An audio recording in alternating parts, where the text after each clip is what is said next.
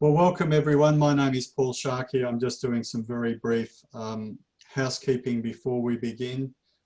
Essentially, I think we're all much more familiar with Zoom and other video conferencing than we used to be. If you can keep yourself on mute unless you need to speak.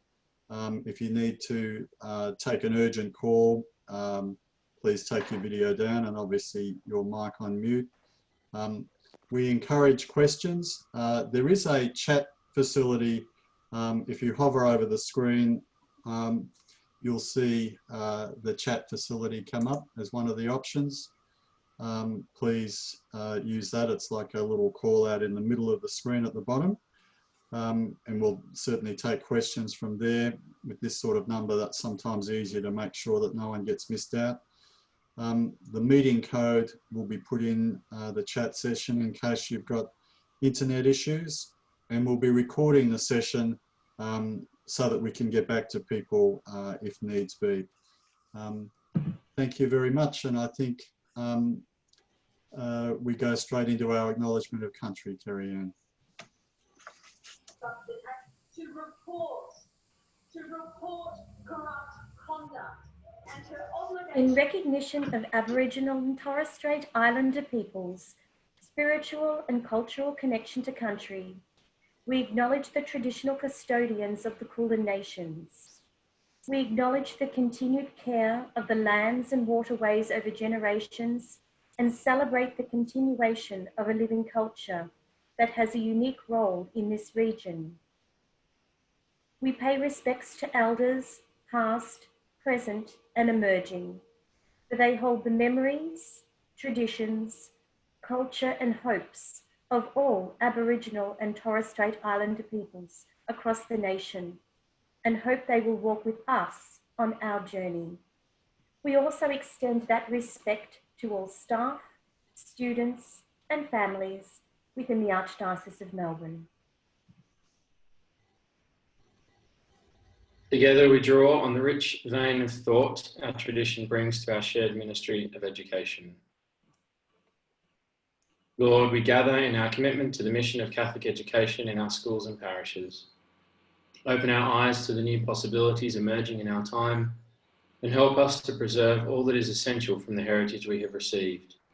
May we go to our work humbly seeking wisdom to proceed forward, faithful to our heritage and the school and the parish communities we serve. We make this prayer through Christ our Lord. Amen.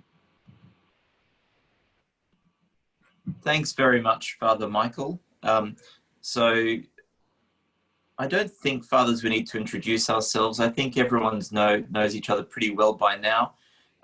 Just to say a few brief things before I hand over to Jim. First, a huge thanks once again for your time this afternoon. We really appreciate you putting aside some time for our continued conversation and our work on this. Today, our focus really will be about the steps involved in completing the school transition agreement and the right to use landed buildings, the RULBA. As Paul said, as we're working through these things, if you have any questions at all, please let us know either by waving your hand. I can see 9 people at a time on the screen. So if you wave your hand and no one notices, please jump onto the chat box and put in a question there, or just take yourself off mute. But if we could leave ourselves on mute until we have a question, that would be very helpful. A further questionnaire will be sent to all of you after today's session, where you'll be asked about where you are in relation to the agreements. And as always, there'll be further opportunity to ask any direct questions or have a one-to-one conversation with any of us. We're really pleased to help and try to talk through any questions that you might have. So with that in mind, I'm now going to hand over to Jim. Thank you, Jim. Thanks very much, Nigel, and good afternoon to you all. It's good to be with you again.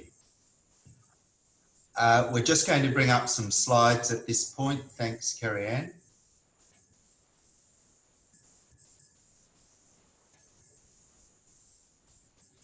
So this shows the agreements that I'll speak to you about in a moment. So the School Transition Agreement and the Right to Use Land and Buildings Agreement. Just down to the last dot point, I think it will be important, I'll come back to this at the end, to make some comments about the really important both way and context in which the agreements have been framed. And that context certainly includes church law, and particularly church law related to the parish and education within the parish, but also school regulations and government funding requirements. So I'll talk about that at the end. Just going to the third dot point there, the effective date of 1 January 2021, that's the date by which we're seeking to have agreements, or the date by which we need to have agreements signed. That's the date by which government is requiring not just schools, but all entities providing services to children to be incorporated, amongst other things. So that's the reason for that date, with regard to not only schools, but with regard, again, to all those entities providing services to children. Government has said it's a condition of funding that you be incorporated, and if you aren't incorporated, you can't receive funding beyond that date. So that's the reason that the date is there, and therefore it is very important that we're able to meet that timeline. So we'll just jump forward to the next slide and talk about the School Transition Agreement. So the School Transition Agreement gives effect, or records formally, legally, the means by which all of the assets and the liabilities of your schools will transfer to Max. So it is important that it be a legal document, because it is important that you are not left with liabilities of schools within the parish, and it is important that the company or Max has got access to and ownership of the assets to operate the school, and carries with those assets associated liabilities for operating the school. The assets and liabilities are listed in definitions within the agreement, so you've probably already had a chance to have a look at that. It goes through what is not necessarily an exhaustive list, but a pretty comprehensive list of all those things that would fall into the categories of assets or liabilities associated with the school. There is a provision in the agreement, and this is quite appropriate within our context. It's appropriate within the context in which we say this is in a sense a related party transaction, or a transaction between members of a family, so to speak. There is a provision within the agreements to say if we make a mistake with what's transferred, for example, an asset of the parish is transferred to the school, we have the legal right and authority and obligation to transfer that asset back to the parish.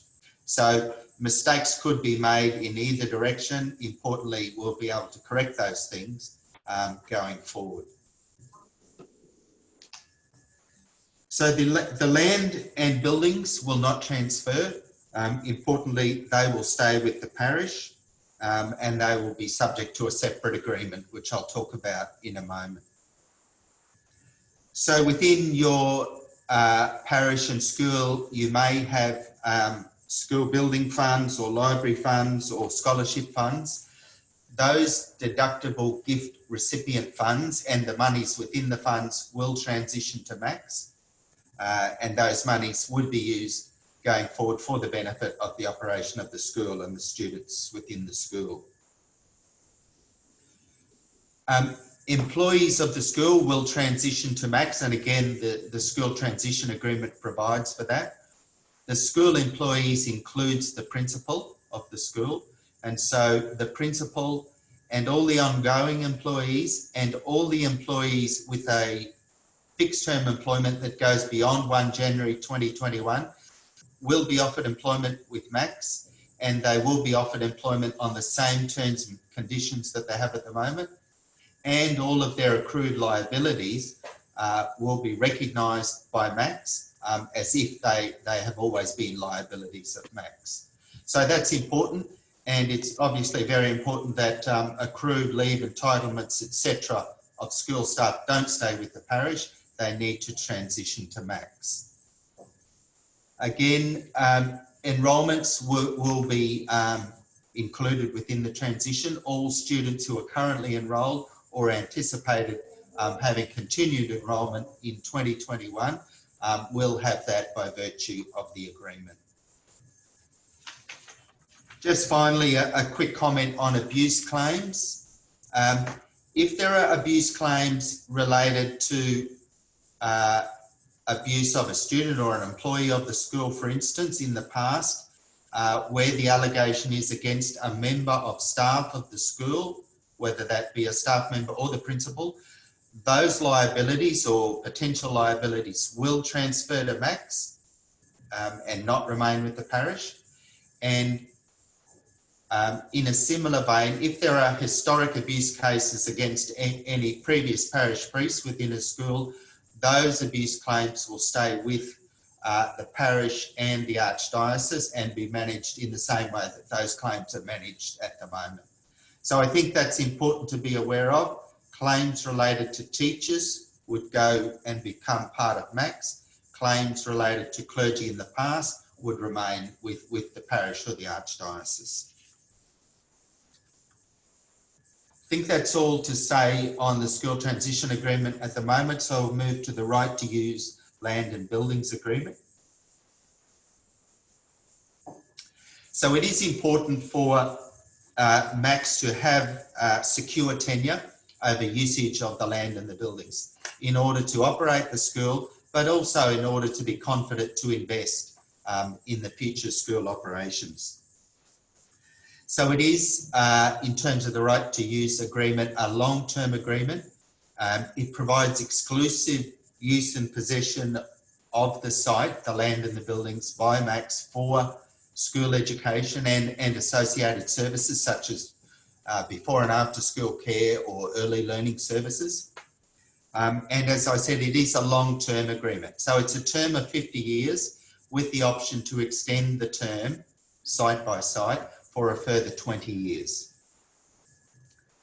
That long term of the agreement is to give clear certainty to the school and to Max, to demonstrate that clear certainty to both state and federal governments and the regulators, the Victorian Registration and Qualifications Authority, so that there is confidence that Max has the ability to operate the schools for the long term and to do that without any lack of clarity over access to the site.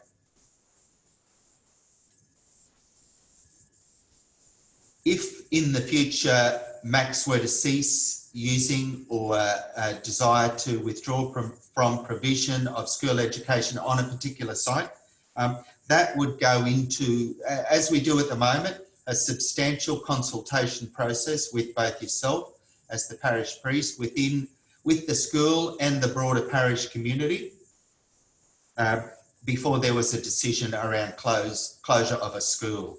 So at the moment, that's your recommendation to the Archbishop who approves the closure.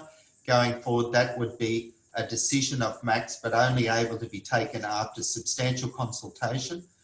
And again, it would still require the approval of the Archbishop. If there were to be a closure of a school in the future, as you'd be aware at the moment, sometimes there are outstanding grant liabilities to either the state government or the federal government. Going forward, if there's a closure and there's an outstanding grant liability, that will be a Max liability. However, depending on the future use of the school site, it may be appropriate, it may be fair and reasonable for the parish to make a contribution to the outstanding liability. If there's little or no income generating use of that site, it seems fair and reasonable that Max, generally with a significantly larger balance sheet than a parish, would assume that liability. But there may be cases where there is land and buildings that is able to generate a significant income for the parish, and in that case, it may be appropriate that there be a contribution to an outstanding liability. those sorts of decisions, of course, would also be part of what is written into the agreement in terms of a forum that the Archbishop would establish, being the Archdiocesan School Planning and Collaboration Forum. So that forum would provide the opportunity to bring together a vision to the future in terms of provision of education, but also bring to the table the future planning provisions in relation to parish and missionary work at the Archdiocese in general. The idea of that would be to bring to the table a range of potential uses for sites, and therefore a range of potential agreements, site by site, as to how individual changes to a school's operations or closure of a school operations would be affected. Going forward, the right to use land and buildings agreement provides that Max may want to invest significantly, build new buildings, upgrade buildings on a site. That wouldn't occur without both RCTC as the civil landowner and without you as the beneficial landowner approving any material alterations to buildings on the site, or without you approving the provision of new buildings on the site. So it's important to be aware that your interest in that respect, and your broader interest as the parish priest, in terms of any impacts on the parish in the broad from changes to the way the school operates, that can be brought to the table in terms of making any decisions about future investments on the school site. Importantly, Max will take responsibility for the costs of operating and maintaining the site. So all of the maintenance obligations, utilities obligations, insurance requirements for the site and the buildings on the site, and public liability type insurance on the site, Max will cover those costs, and the parish certainly won't be bearing those costs. Importantly, Max won't be able to assign or sublease the site to other parties, except, for instance, sensible and practical things where Max might provide a lease to an operator of a canteen on the school site. So that's probably a simple and sensible ability to provide that sort of a sublease, but not for uses and purposes which are quite different from schooling. I think that's all I wanted to say at the moment on land and building. Oh, sorry, except for usage fees. So within the agreement, there's a provision for a peppercorn or a $1 usage fee for the first 3 years of the agreement. But the agreement also provides for that usage fee to be adjusted and obviously increase, that means, going forward. And in doing so, again, one of the vehicles to air the issues associated with that would be the Planning and Collaboration Forum that I talked about a little while ago. And there are factors that would be taken into account in those discussions as are written into the agreement. And they include, obviously, the likely response or reactions or actions of state or federal government in response to probably the level and the timing in regard to future usage fees. So decoding that, we would anticipate usage fees would need to remain modest, however that's defined. But we also recognise, and importantly, the agreement recognises that we need to come back and address this matter and take it beyond simply a nominal usage fee. So that's all I'd like to say just for the moment. And Paul is going to take us through a worked example of the common or shared facility areas of the agreement. Thank you, Jim, and thank you, Kerry Ann. So when you get to the agreements, you will have looked through them already. You'll get to Schedule 2, which asks the principal to meet with you and identify some of the common areas, the shared facilities. And essentially, as Jim's indicated, the parish is the owner of all of the land and buildings, but any portion of the land, it needs to be clear who's in effective control of that particular area. So there'll be parts of the area that will be school use. There'll be other parts that will be used by the wider parish, and then there'll be parts that are shared. And this schedule here looks at how those are shared. So in item 1 here, you can see there's a school hall and a school car park, and they indicate that the school is effectively responsible for those areas, but they're shared with the wider parish in some way, so they get listed here. And conversely, the parish is effectively in charge of the tennis courts, but the school uses them sometimes. So those three, the school hall, the school car park, and the tennis courts, are listed here as an example for this particular parish. Then items 3 and 4 show the access times, who's using those common areas. And you can see there, they've been mapped out there.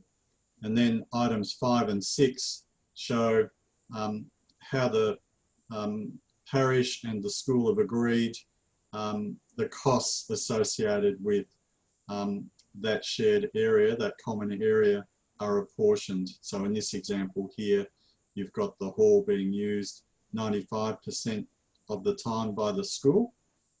Therefore, Max pays 95% of any costs associated with that.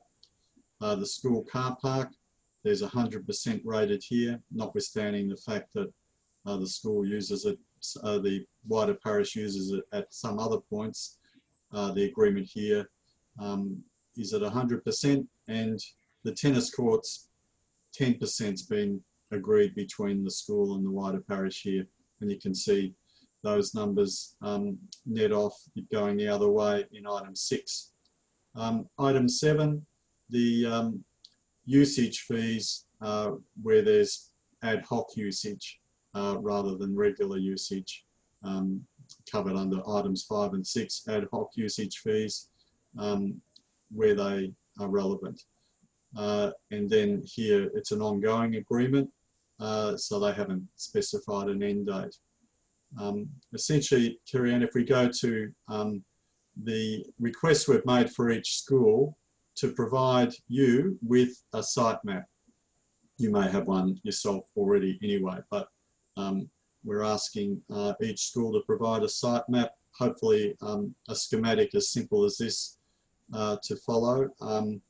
We're also going to provide an aerial view of your site with the agreements that we send out, but I think this is, or we think this is, a better representation of the site, because, Kerry-Ann, if we go to the next slide, what we're going to ask each site, so the parish priest and the principal, to mark on the map are the areas that are used by the school, where the school is responsible for those areas, and you can see that on the right hand side here. And then on the left hand side you can see the parish areas, so it's quite clear who's responsible for those areas. And then in the blue you've got a common area shaded, but the school is primarily responsible for that common area and is the first call on maintaining it and so forth. But it's showing that the parish, the wider parish, uses that area sometimes. And conversely, in the green, the tennis courts are shown here as being in the primary control of the parish, responsible for those tennis courts, but they're shown in that previous schedule as being used by the school at some points. I might just stop there, Megan, and ask you to add, subtract or amend anything I've said there. Megan Ianu is in CEM. You'll all know Megan. She's the guru of all things building and planning. So we're asking any issues that principals and parish priests have about how to work this schedule. Those calls will be put through to Megan if you call and seek support in completing these maps. Megan, is there anything you want to add to what I've just been saying? Thank you, Paul. No, look, that is a very good summary. And I'd just say, look, at the end of the day, there's no right or wrong. It's what makes sense at the local level. And we can help work through any issues as they arise. Thank you, Megan, and thank you, Jim. And thank you, Thanks, Carrie Paul. Ann. Yes, we'll just jump to the next slide. So just coming back to the last point on the original 4 dot points that we looked at, and this is a really important point.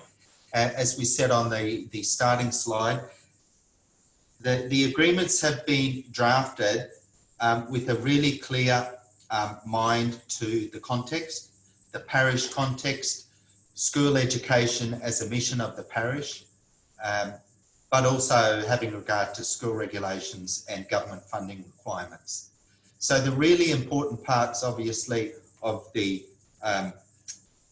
way that we're going forward will involve a board of directors, in a sense governing or being the directors of the company, but they have to do that consistent with the Constitution and the statement of mission within the Constitution. So that means the provision of authentic Catholic schooling is absolutely what the company must pursue. And we believe that's completely in harmony with Catholic education as a mission of the parish. It's in harmony with your role and your obligation and your desire to be the leader of faith formation within the parish, which includes the school, to be the pastoral guide and the spiritual leader within the parish, again, which includes the school.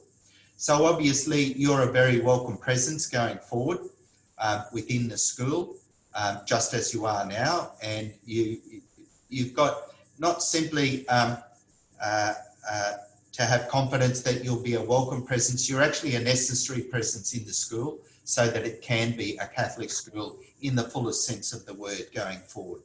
And as you know, you're responsible for the ongoing preservation and protection of the land and buildings of the parish. So that patrimony we recognise as a really important part of your role. And again, the documents reflect that because it's very important that they do that. If we don't do that, we're not having due regard to our context, in effect, as Catholic schools. So I think that's all we'd like to say for the moment. And I think at this point, I'm very happy to hand back to Nigel. Thanks, Nigel. Thanks very much, Jim, and thanks very much, Paul. Fathers, we might just pause there for a moment and see if there's any questions that you might have. And just to say as well, we've generally found with our sessions on this that we've generally not needed more than about an hour. So just so you know what's ahead, we've got time for some questions and discussion now before I hand over to Jared. So do we have any questions? Yes, we do. Father, is it Mirek? Yes, it's Father Mirek from Bologna. Question about school building fund. I know that it's very easy for the school, which is one in the parish, or parish has one school. At the moment, I have 2 schools. The deal is that they take money from school building fund, depends on the needs. So if one school needs more, the provision for the other school is later that if they need more, they can take more. So they sort of equally using this part. First of all, if that account goes to the school, so how the parish have involvement or control over that account? And if there will be transition of those money, how are you going to transform them or transit them to the schools when there's 2 or more schools? Thanks, Father Mirek. I have one more question after this, but if we can. No problem. Okay. Jim, would you like to answer that question? Thanks, Nigel. Thanks for the question, Father Mirek. So the intention is that the funds would transfer to Max. Max in governing effectively and with a proper and appropriate and sensitive eye to the local communities in which schools are operating, and recognising the way those funds have been generated in the past, would have an obligation and will behave in a way that they take into account what are the needs of those particular schools. And in effect, if I sort of try to say it more directly, it wouldn't be appropriate for Max in pooling those funds to move them to a school 50 kilometres across the other side of town. So it will be very easy to recognise the source of those funds and to, in effect, largely preserve the application of those funds back to either the individual school or, to vary a little bit in your case there, between two schools, in a way that reflects the relative needs of the school but doesn't move a really long way away from the income generation originally of the source of funds. Would that community have an influence of those transitions? So how much? Because partially there's a money of the people from the schools as well. So how they can control or see where the money goes? Yeah, so that's a really good question, Father Merrick, and part of that is tied up with the establishment of the School Advisory Council. So there will be, that's right, an important need to have the views of the parish priest, the school principal, maybe a little broader views within some of the senior leadership of the school, but then very importantly, the School Advisory Council, including parent representatives who would be on that advisory council, and potentially members of the parish who don't have children at the school. So it will be important, that's right, to get a really broad input and consideration before any sort of decisions or recommendations are made to Max or to the board of Max if it needed to go that far. Jim, it's probably also worth noting that the request for information process that's currently underway, we are collecting information in relation to any building funds that might exist through that. And through the transition process, there'll probably need to be almost a bespoke solution for each school where those funds exist, because they're very particular to the local situation. So as Jim says, those funds need to be earmarked very carefully and then utilised appropriately in future for the schools that effectively generated those funds in the first place, or the communities and parishes that generated those funds. So I also think that the parish should have the idea how much money they contribute and how the money are distributed to the schools. Yeah. So it is important. Other way, they stop contributing to these funds. Indeed. And one more question. It is about the right of use of land. We have that we can consult those things, and it is sort of it is agreement for a long time, and I can see that one way it can be closed agreement, the other way I think it should be open agreement. Every agreement of lease has a limitation of the changes, and I think we should put that every 3 years when the school has a review, should be also a review of agreement of use. Sometimes it is not just for the parish, but for the school as well. School might need to use more land or might use some other things. Also, the financial situation of the school or parish can change. And, you know, today we might say $25 is a reasonable price. In 5 years, it can be $250 mark. And those things, I think we have to put in the agreement. Other way, we won't be able to change it. They won't be showing the real value. And also we will be locked for things that might be obstacle on both existence and expansion. So I think that we should put in this agreement that agreement should be reviewed every 3 years. So we can see it might be just, you know, signing that the agreement is going okay, we don't need to change anything, but the school or parish might need put some changes, and that automatically allowed us. And I think that will be according to the law, and no one can question any changes then. Because if we make the changes just judging by an agreement between parish and the school, and we don't have any documentations for that, or the agreement doesn't allow this, we will be in the breach of the law. That's at least my point. Hello. And, can I please? Can I ask a doubt? Yes. Sorry, I was just trying to see who is that. Is that Father Joseph? Father Joseph. Yeah. Father Joseph, could we just pause? Jared or Jim, did you want to respond further to Father Marak's comment just then? I'm happy to respond. Jared might want to come in too. Father Merrick, that's a really good point. What we've sought to do in the agreement, particularly in the establishment of the School Planning and Collaboration Forum, is to provide for, in effect, at any time, if there's a change in circumstance related to a particular school or a change in circumstances, planning, resource deployment by the Archdiocese that might impact on a school, there's a forum to bring those things to the table. Look, that forum would probably meet 3 times, 4 times a year, and so there's a standing ability to make sure that we don't leave things operating in a way that's not helpful to the parish or the school or both.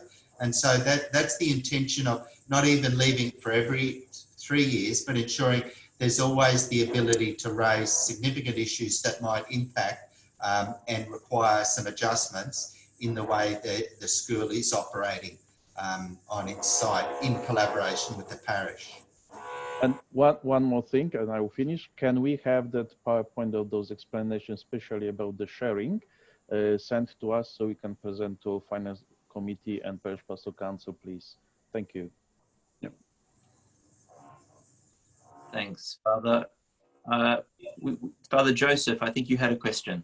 Yeah. I do not know if I'm okay to ask now. I'm not going to ask about any of those things that you've already sent, but you've not mentioned anything about the aftercare and before care. And is there anything you'll be sending or you'll be giving us the direction? Because this is little different from the school. The school, I accept the way you like to handle all that. But whereas the aftercare and before care is little unique to every parish, I believe. Those who are at it, like, you know, those others who have given it on contract, that's a different matter. Because right now, let's say the aftercare and before care is giving some hand to the parish for maintaining the electricity bill, things like that. So will you spell out clearly all those things, please? Thanks, Father Joseph. Jim? Jim? Yeah. Thanks. That's a really good question, Father Joseph. That's the intention of the request. That we've sent something out to school principals, request for information.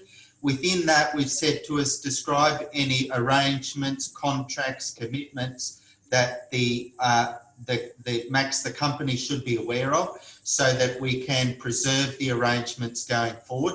So the intention is that the operation of the school and associated services such as before and after school care aren't disturbed in the transition. So proprietorship will move from the parish priest to Max, but all of those things that are part of the school operation will be seeking to preserve. But in preserving them, we need to understand the details and any commitments, whether they be verbal commitments, written commitments, assumptions at the local level. That's what we've asked for in the request for information. And if there's a lack of clarity, we would be coming back to the principal or yourself just to get further information to make sure we understand how things are operating and to ensure that we can continue to preserve the operations going forward. So do we have to discuss with the principal right now before you make a final arrangements, all that, or still we wait for something for you to send us out something about clearly on aftercare and before care so that we could tell you what's going on right now? How is it going to be done? So thanks, Father. There's a request for information has already been sent to your school principal. So with the assistance of a CEM staff member, they will have started completing that response to information. So it's very helpful if in your passing or conversations with the principal, you just note to him, of course, you're including before and after school care. I've got no doubt that he or she will be including that information, but it's fine for you to prompt them. And the school principal then should be sharing that document with you on the way through, but also at the end before that's sent back into us. But if there's a specific issue there, we're happy to note that one and follow up with you if you like. Thank you, Jim. Thanks, Jim. Thanks, Father. It's probably fair to say that the request for information is very important because it's enabling us to gather a lot of information that's very specific at each school, and then we can, you know, manage the transition more effectively. But we need the information first. So I think the principals are busy compiling that information now. They're being assisted by their business managers or by people from CEM where they may not have a business manager. But that information process, we would expect that most principals will be talking to parish priests about that at some point, just in terms of what information they're pulling together. And they may need to seek some of that information from yourselves in some cases, in any case. So perhaps it would be a good thing for you to be raising with your principals if they've not raised it with you already. Thanks, Jared. Do we have any further questions at the moment? I'm not seeing any hands in the air. See Father Marcus, Father Anthony, and Father Vinoth. Here we are. Thank you. Father Marcus first, perhaps, Nigel. Thanks, I've Jared. got more than nine people on my screen, so. You're doing better than me. Father Marcus, then. Hello. So it sometimes happens that 15:45.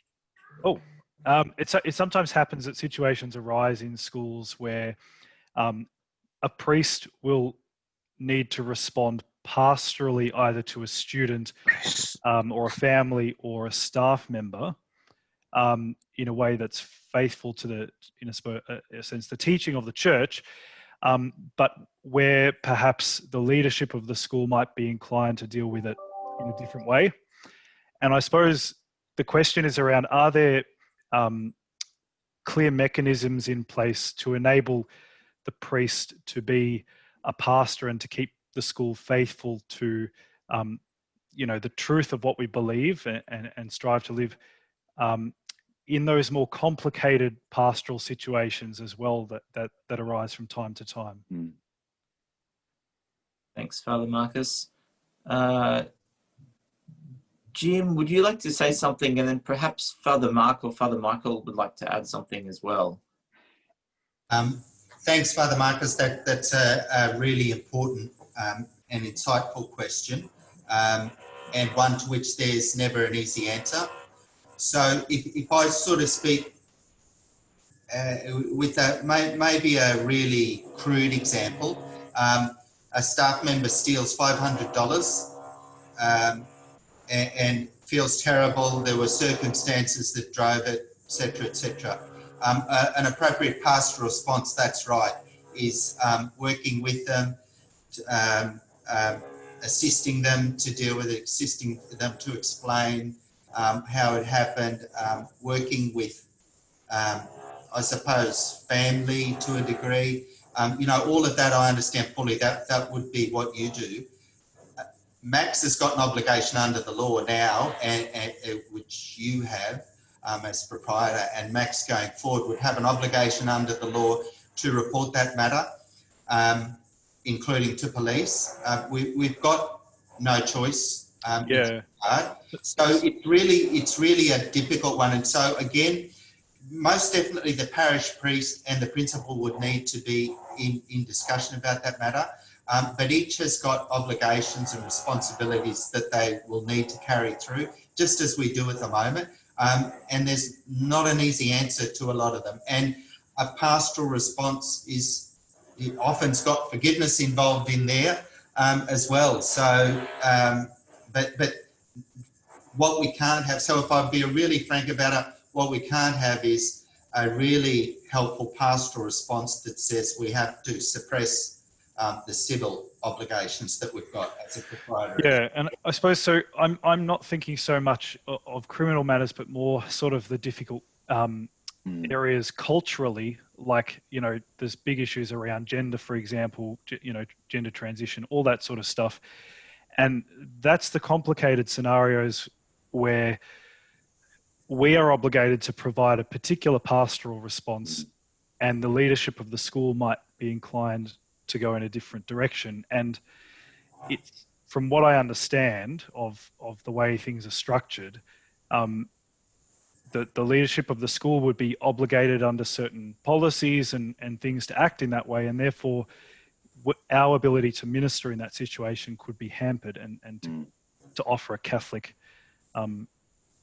response there.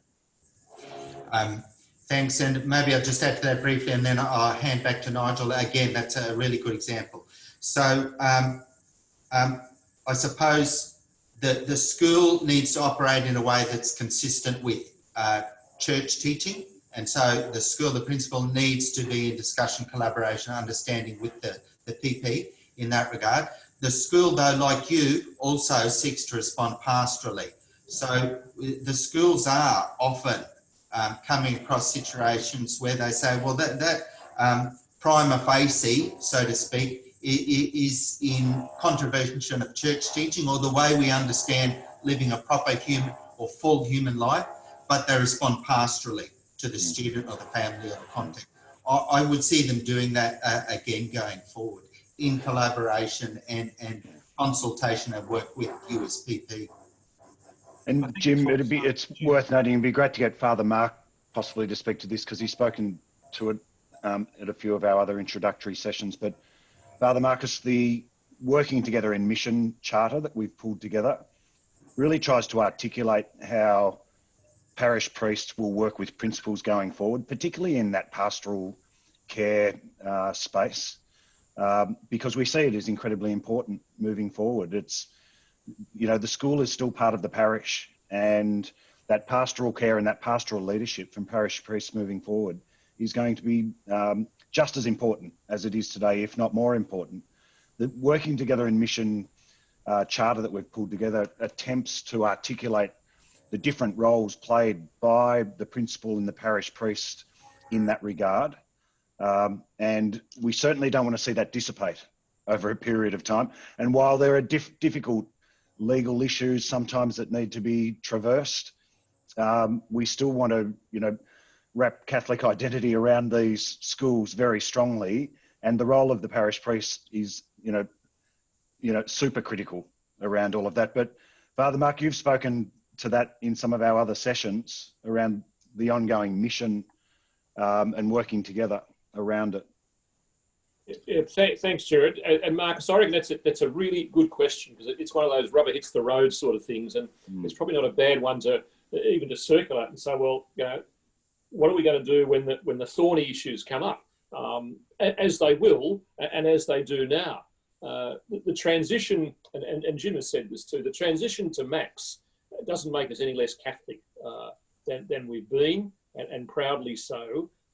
Doesn't in any way alleviate us or negate any responsibility we have to uphold very firmly, as we do now, not only just church teaching, but the whole mindset, the whole way of life, the whole way of seeing, as it was Jim, I think, said, seeing the human person. What it does really emphasise, and it's what I have spoken about in the sessions, and I think this is what Jared's referring to, the necessity for us to really develop a quality working relationship with our principals, and not to wait for the problem to come up, but to get that relationship happening now, so that when the problem does come up, we can just about guarantee, as the principal can, we're going to be on the same page.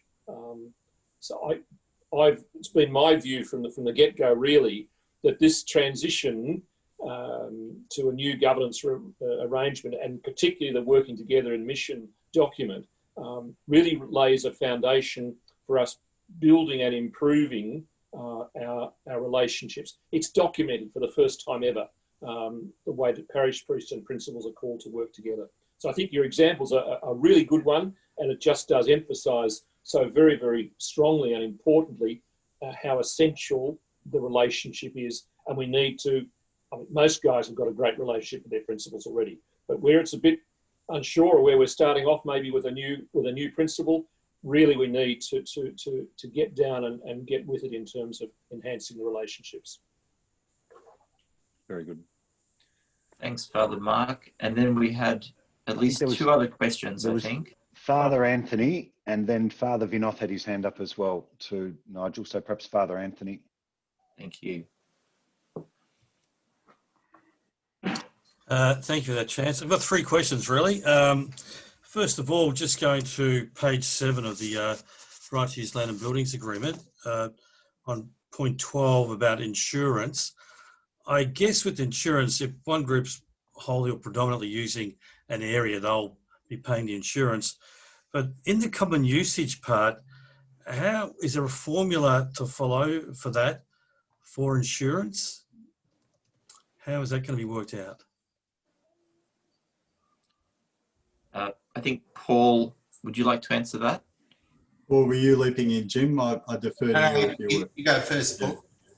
Essentially, we're taking a fairly low-key and common sense approach to the completion of that schedule. So, I think Max would always want to be known as being on the generous side rather than the other way around. So the local priest and principal sit down, work that out together and come up with something that's fair and reasonable and defensible.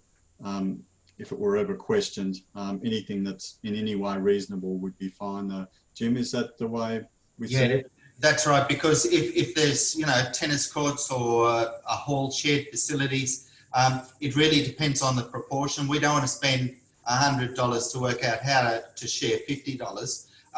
So oftentimes, facilities on the site aren't separable in terms of the insurance policy.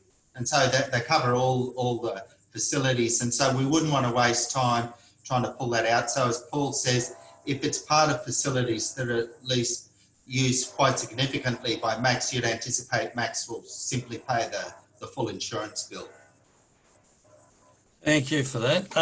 Second question, with regard to regional colleges where parishes have made contributions to those colleges, purchasing of land and those sorts of things over time, what is the situation there for, say, rent, for instance, or what goes on from there? Jim, did you want to? Yes, although Paul might start off on this one. Yeah, so essentially we've got canonical advice going farther at the moment. The Association of Canonical Administrators obviously is the entity that holds the land and buildings and governs the regional colleges at the moment. And the ones that I've seen have a formula for who contributed to the development of the school. And it's that formula that then applies if ever there's any income generated by the land and buildings. Typically, of course, there isn't any income generated, but in a situation where there was rent payable, when that's organised further down the track, any income would be shared according to that proportion of setting the things up. But I think, Michael, Father Michael, are you just waving your hands or wanting to get in, or otherwise? No, not really. No, I was just waving my hands in general, but seeing as I'm talking now, just to note too that there's still being work done on the specifics for regional colleges, so there'll be more detailed information coming out for those who are canonical administrators of regional colleges and things in the next little bit. So that group is meeting tomorrow, and we'll be talking parish schools tomorrow, but there'll be a specific sessions on the regional colleges and the diocesan colleges where we'll work through all of those issues. Okay, thank you. And the third question is, I think it's more for Mark Reynolds. Mark, if you can help me with this. What is the situation with car leases, Roman Catholic education? So where are we on that one? Yeah, thanks, Anthony. We're relying on what's been the case for a couple of guys ever since REN Supplies came into existence. Now, there are some parishes, there's one in particular that comes to mind, that doesn't have a school, never has had a school. Now, the current parish priest, who's been parish priest there since 1987, he's not in the carpool at the moment, but most of his time, not wanting to name him, at Parkville, but most of the time he's been in the carpool and there's been no problem. So we're presuming, it's one of those cases where we're not asking the question in a serious manner. We've put our toe in the water, and advice from CDF is that it's going to be okay. But thanks for, we've got a committee meeting next week, PRF, and I'll prompt Alan Fox to just follow through that a little bit more carefully. It obviously is an issue, but I think we're going to be okay with it.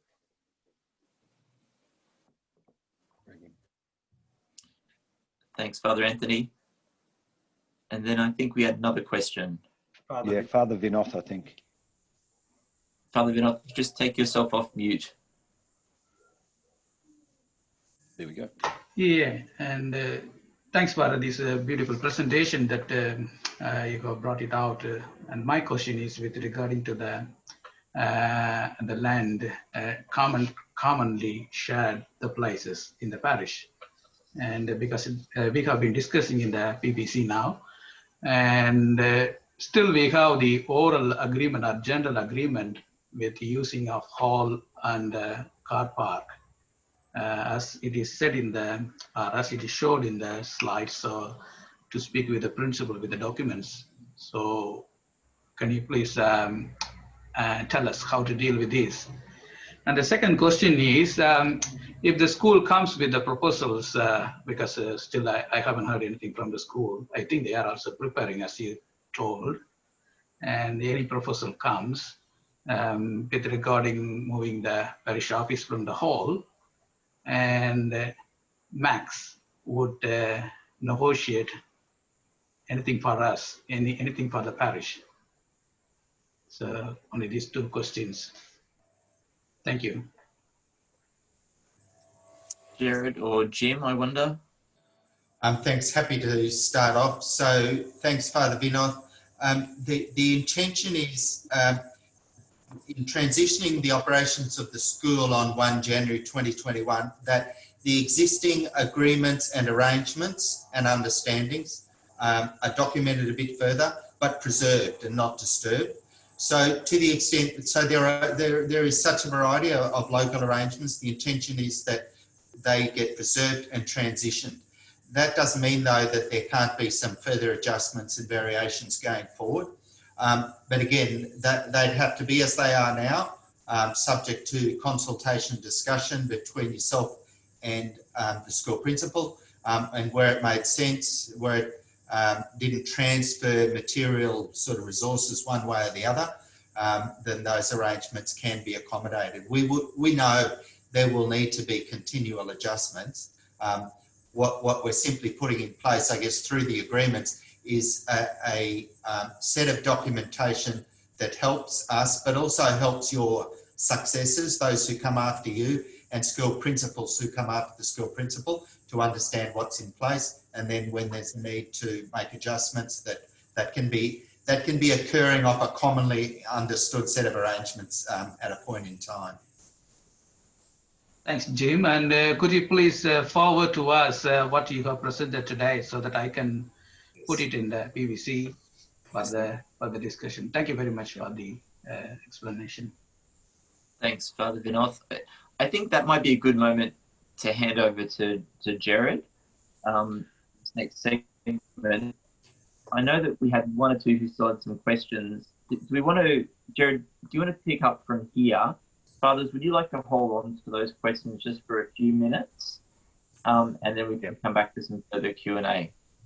Yeah, thanks, Nigel. I'm really just going to talk about next steps and, you know, what we'd like to see happen from here. Kerry Ann's got a slide that she's just putting up. So first and foremost, we're keen for everyone to take a good look through the agreements. And I know a number of you have already started that process.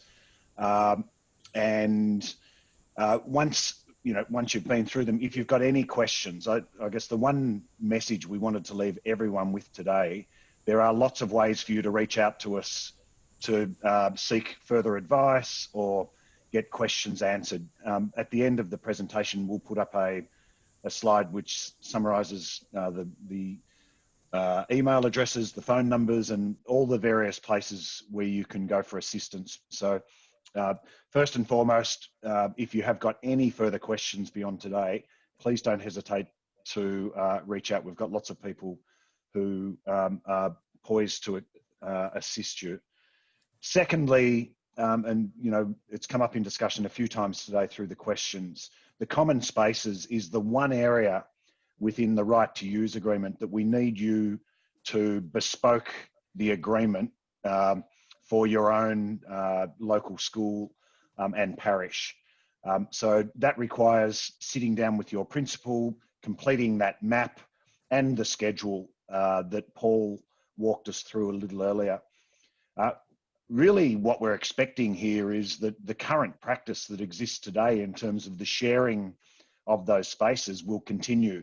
What we're trying to do here is to document it and also to reach some agreement around if there's to be some cost sharing across those different parts of the site, that, you know, there's an agreement reached. And I think, as we've said before, we're not stipulating any rules here. We'd kind of like parish priests and principals just to come to a fairly logical, common sense agreement here that we can then document, and hopefully that removes or reduces the chance of any tensions or disputes arising in relation to these spaces moving forward. Clearly, these things might change in future, and as Jim highlighted a little earlier, there are mechanisms that we're putting in place to enable any changes to be reflected. Step number 3, many of you will need to meet with your parish finance committee or its equivalent. And so once again, if you need further information, if you need copies of presentations that you might have seen us presenting to you previously, please don't hesitate to reach out for those. And then finally, being group number 2, your agreements are due by Friday, the 6th of November. So that's about another 3 or 4 weeks away.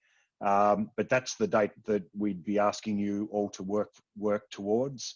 And we'd ask you to forward a photograph or a scan of the page that you've signed, and then and put one hard copy or both hard copies in the mail, and one countersigned copy will be provided to you once it's been signed at the max end. But 6 November is the important date for this particular group to remember. I would highlight once again that, actually I should say, for group 2, your date is the 6th of November. If you're in group 3, and I think we have a few people from group 3 on the line today, your date is the 13th of November. So sorry if I may have confused any of you there, but 6th November for group 2, 13th November for group 3.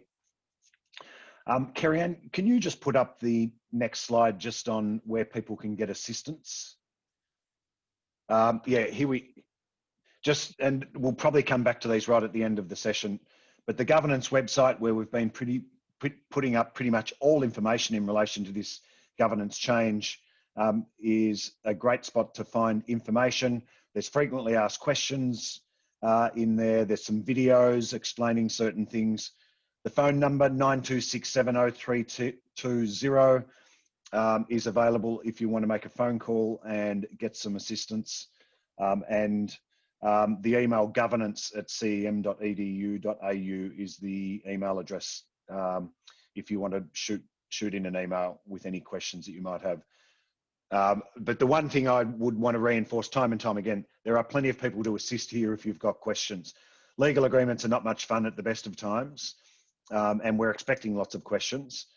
They're fairly difficult documents to get through by their nature, but we have got plenty of people available to assist. So please take advantage of that if you need to.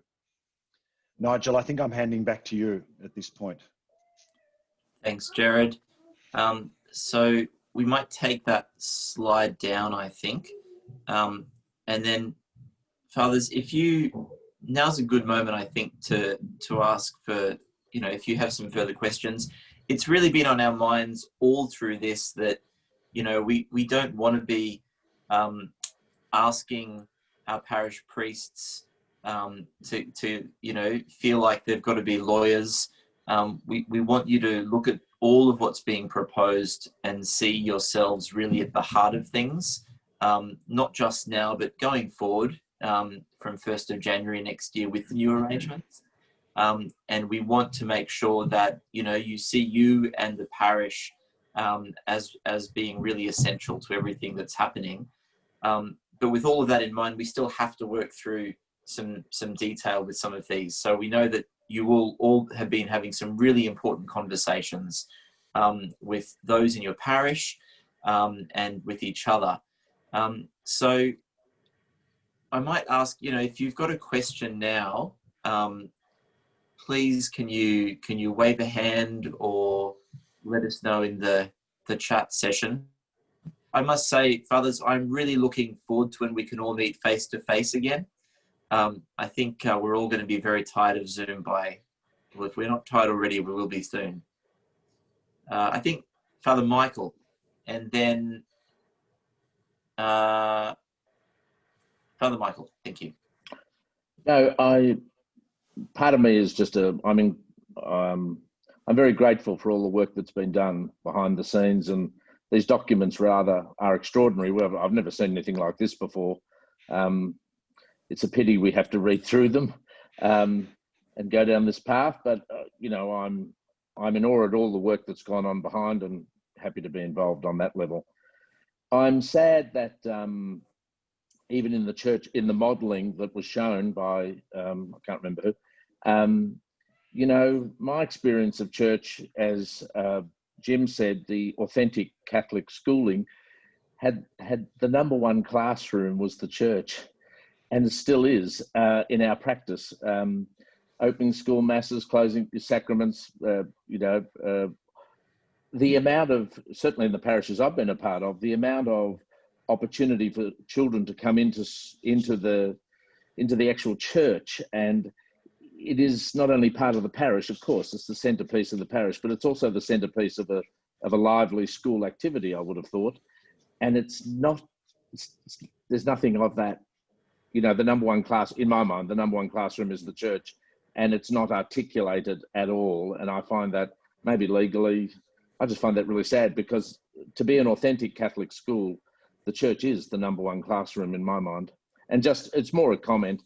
And just on remuneration, which obviously most priests look forward to at some stage or other in the future, it's not, I'm aware of my old schools giving their secondary schools, and they're well-to-do, and the religious order has either retired on site or they're moved on, but the school pays the order a nice remuneration for the use of the school now. And there's one or two parishes in the Archdiocese of Melbourne who no longer have primary schools as their buildings use, and the use is rental, a very considerable rental, which helps the running of the parish. The problem here is, and it's been the angst of many parish priests, not just me, that the history has been that the finances have all gone to the school. We've built the schools, we love the schools, yes, we own them, yes, we're a part of it, but we're, as parishes, by and large, most of us are struggling, and the thought of any opportunity for even, I love that idea of the $1, like a family mafia. That sounds great to start off with, but it'd be nice to think that somewhere along the line, appropriate support for the running of the parish could be a part of in the running of the school. It's articulated much better in the secondary sector, I'm aware of, where religious orders have moved on. But I just wanted to say, one, congratulations. I think it's great. It's difficult. It makes me uncomfortable, and just to finally say, I think the number one classroom is the church. Thanks, Father Michael. These are really important questions. Thank you. And these have really been on our minds as we've been working through all of these as well. I wonder if perhaps, Tim, did you want to say something there about the usage fees question in particular? I think the classroom observation is one that we all agree with, I think. But just on that, and then perhaps on remuneration. Tim, did you want to say something on that? And sorry, Tim, you're on mute. I'd just like to say that the nominal usage fee at the moment is a sense initial. There is a very genuine commitment to see if we can bring about a just and reasonable usage fee in relation to these agreements. Jim has been, I think, very fair and very elegant on this. We do need to step through this carefully. You know, there are stakeholders, including state and federal governments, that we need to work through. There's a very genuine commitment to do that. The intention is to do that as soon as we practically can. And so that's the course that we're committed on. So, you know, that's very genuine and fair dinkum about that, and we're going to work to that. The work that the forum that Gerard and Jim have referred to in the context of the Archdiocesan Education Planning and Collaboration Forum is going to be a very important forum for coordinating a lot of these activities, and we would expect parish priests to be members of that forum so that the voice of parish priests are central in that. And I just think that, Father Michael, it's important to say that we are all agreed that the church is the #1 classroom. That's actually not in dispute in this, you know, that's what we share. And then it was very, very deliberate in the statement of mission is the reference back to the parish, to that geographical place, that church where Eucharist is celebrated. And I think we talk about being a Eucharistic community. And again, I really don't want anyone to think that somehow we're at cross purposes here, because we are absolutely not. And we're all on the same page with our oar in the same place to say the church is absolutely central. You know, this is not about taking schools away. Never been about that. You know, it's about how do we build for the future? How do we respond to the operating context in which we find ourselves? And how do we make these authentically Catholic schools? So I'm with you, Father Michael, and I think I want you to know that we are all with you on that topic. Thanks, Tim. I think Father Gerard had his hand up and then Father Marcus. So, Father Gerard. Sure. Thank you very much, Nigel. My first question, I have three too. First question is that when I read about the dispute resolution, I was curious to try and think through how does the Archbishop, who you may have a dispute with because he's the primary shareholder, also become arbiter of the dispute?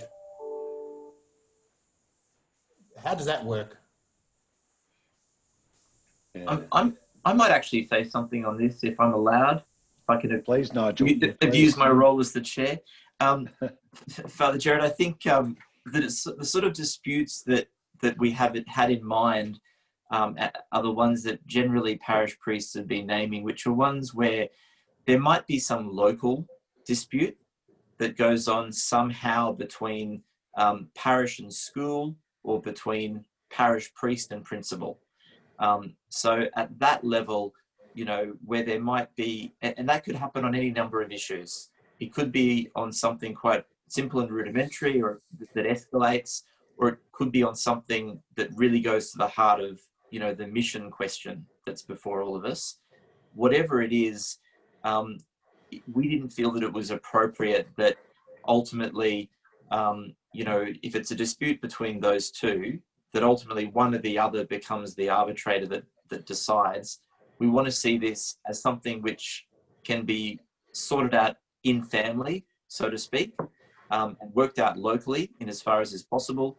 But if it really can't be resolved locally, then it seemed appropriate that the Archbishop or his delegate would be the one to provide some sort of resolution.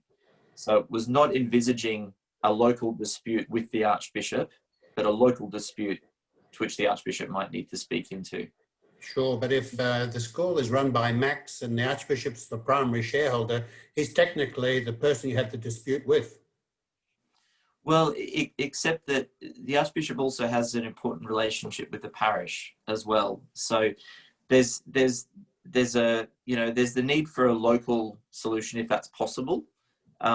but ultimately we didn't want it to be, if it's something that is happening out of dispute between school and parish, and therefore Max is involved, I think everybody who'll be involved with Max felt that it wouldn't be appropriate for it to be a resolution that sort of comes over the top of everybody's heads at some local level, so to speak.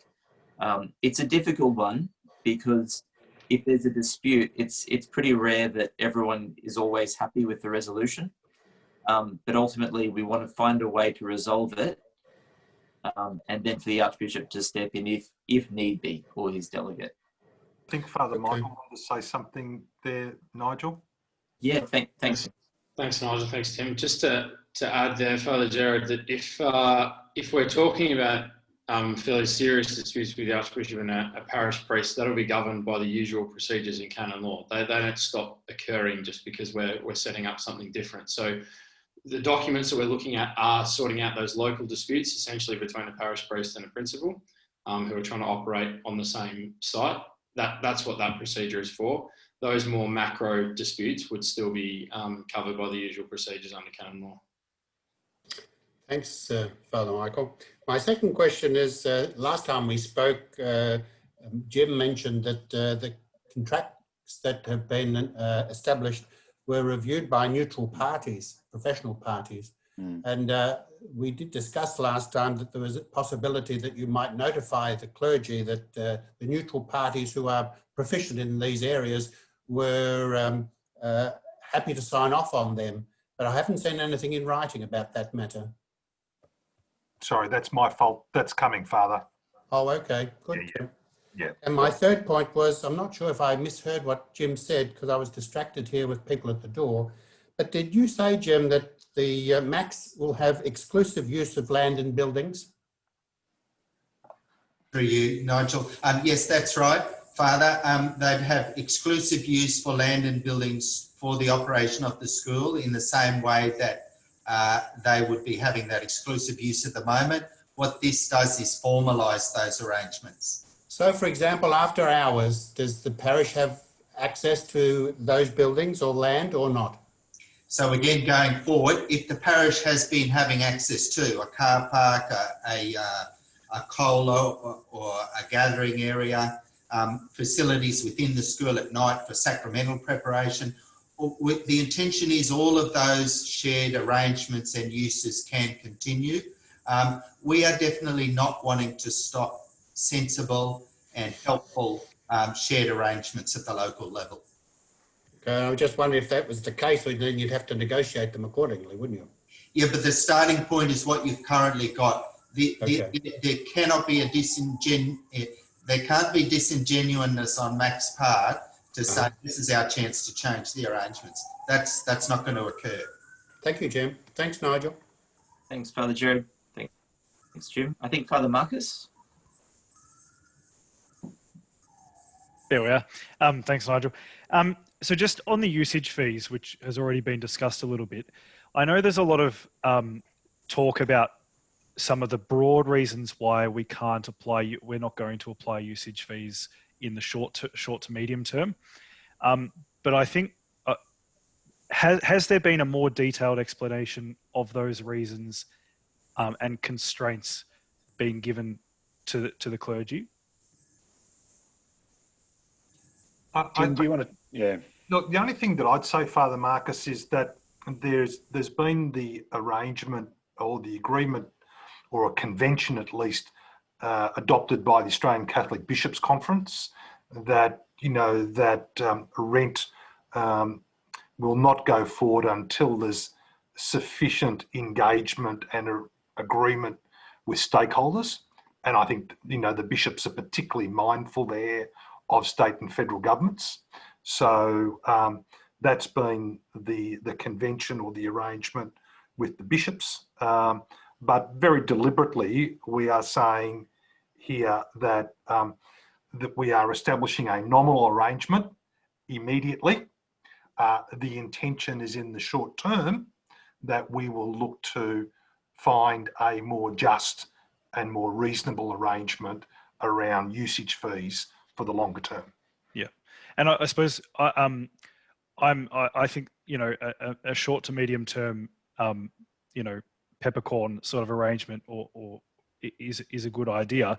But I think for the peace of mind of the clergy on this issue, the more clarity that we can get about the specifics of precisely why, the constraints around why it's not good in terms of our dealing with the governments, for example, will put the priests' minds at ease on that issue. So even just a letter or something that clarifies in a bit more detail why we're going down this path would, all we want is to be reassured, really. Yeah. I think. The other quick question, again, to do with sort of remuneration. All other members of who are involved in a school in theory are remunerated. Priests have, because the school has been under the parish, priests have not been remunerated by the school. They're remunerated through the parish. Has there been any thought given to remuneration of priests by the school for their services and discussion of that? Or remuneration to the parish for the priest services, I should say. Father Mark, did I see you wanted to say something there? Yeah, I think it falls under the same category as we've got now.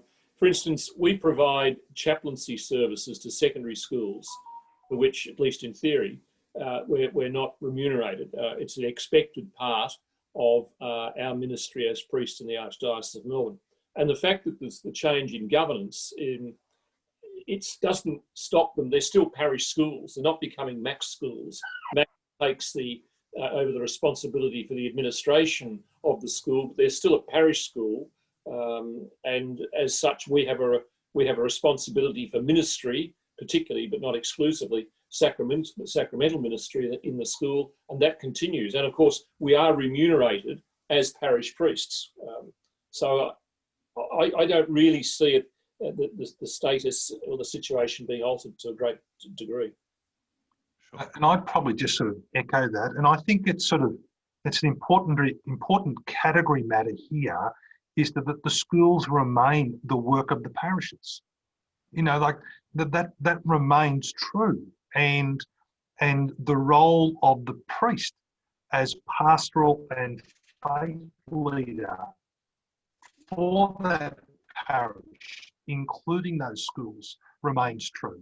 And so I think it doesn't help us, I think, to sort of frame, you know, that now that the schools are completely outsourced, you know, they remain fundamentally and importantly part of the work of the parish. Now, there are changes. I'm not trying to sort of, you know, gild the lily there anyway, but neither do I think I want to, nor do I think any of us want to, is sort of start to introduce these sort of false barriers between the school and the parish. You know, the schools that remain the work of the parish. Thanks, Tim. Thanks, Father Marcus. I'm looking, I think we've got time perhaps for one last question, if there is another. I'm looking for hands in the air. Fathers, I'm not seeing any. Oh, yes, Father Anthony, thank you. I'm only asking this question in case, no, I don't want to exclude anybody else who hasn't had a chance, but our principals recently received a communication from CM encouraging him to apply for non-denominational chaplaincy in schools. And part of the conditions of this non-denominational chaplaincy was that they were not to proselytise, which I think would mean not to promote a particular faith. Well, how does that square up with what you've just been talking about? So I can respond to that in part. Paul might want to add to it. So the chaplaincy program is funded by the federal government, but delivered through the state government, and on conditions that are put forward, conditions that are set by the federal and state government. This has got a bit of coverage in the press recently. We want chaplains in our schools who are Catholics and ideally practicing Catholics who understand who we are and what we're doing. So you will have seen some coverage that says, why are people discriminating? We're quite happy to positively discriminate in the recruitment, and so we should, of chaplains into our schools under that program. And we've been doing that for many years. So, Father Anthony, it's the conditions of the program are set. The practice is very, very close to what we would all want within our schools. But you've already got the parish priest and his assistant priest. Aren't they the chaplains, the spiritual directors of the school? Your leaders. If I could come in there, Father Anthony, there is a confusion with terminology. So the National Chaplaincy Program was called that under John Howard, and most dioceses around the country don't use the term chaplain for people funded under that program, and we don't in Melbourne. It is the name of the program, but most people employed under it would not be called chaplains. The only ones who are called chaplains are the ones that the Archbishop appoints to those roles. But Nigel, I know you've been doing some work in this area. It is a push at the moment, isn't it, to try and push out into a secular, non-confessional space, and we're fighting that hard, I think, aren't we? Look, there is, you know, I don't want to go into all the complexity of it, but many of us will be aware that there's been a push for, you know, to alter what is possible under law in Victoria. There is a confusion of language between our own tradition and some of the other non-Catholic Christian churches, where, you know, there's an employment of what are called chaplains with government funding into schools, and there's an attempt to basically stop the possibility of employing based on faith to someone in those roles. It doesn't affect us to the extent that it affects, say, the Anglicans and other groups like that, but it has been a concern, and it's been something that we're doing some action on as well, and that's probably created a little bit of confusion in the air as well. Is there a need in primary schools for such a thing? If there's not a need for it in a individual school, in one of your schools or another PP school, then you've got the freedom to make the decision. We don't need that in our school.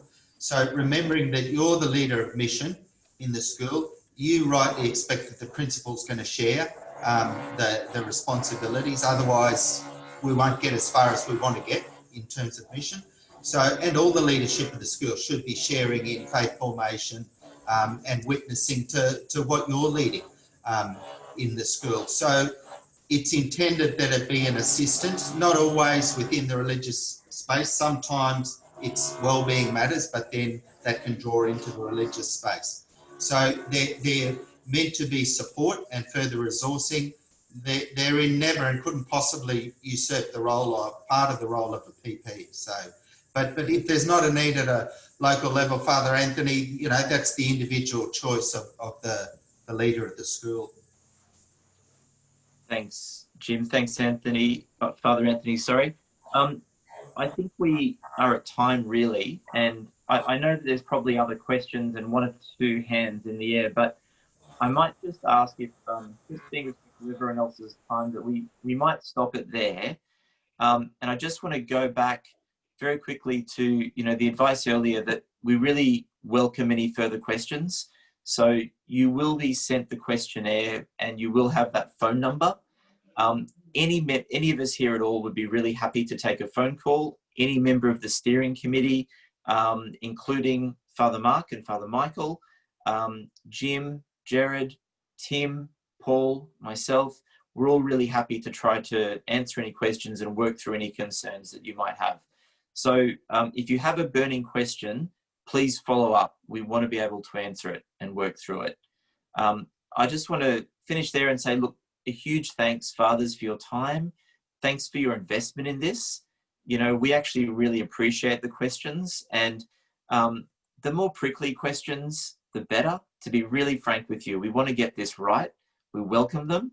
And I just want to say, look, thank you for your support and thank you for your help to us in this work.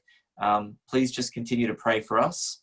that, you know, these next few months as things become finalised, and then as we enter into this new context, that, you know, our faith really is at the heart of everything in the schools and in the parishes that you really have care for. So thank you very much, fathers. Thanks, colleagues, and have a really lovely evening, everybody. Thanks, everyone. Thanks, Nigel.